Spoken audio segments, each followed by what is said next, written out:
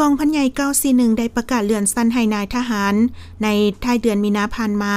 โดยการเป็นประธานของสหายพันเอกภูโคงมโนลาหัวหน้าการเมืองกองพันใหญ่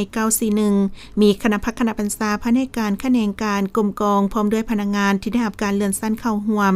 สหายพันโทอินคำอุทัยหัวหน้าคะแนนพนักงานแผนกการเมืองกองพันใหญ่941ผ่านข้อตกลงว่าด้วยการเลื่อนสั้นให้นายทหารอยู่กองพันใหญ่941อิงตามกฎหมายกองทัพประชาชนลาว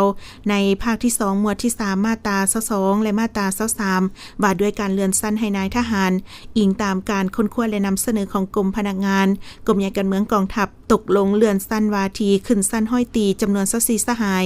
โอกาสดังกล่าวสหายประธาน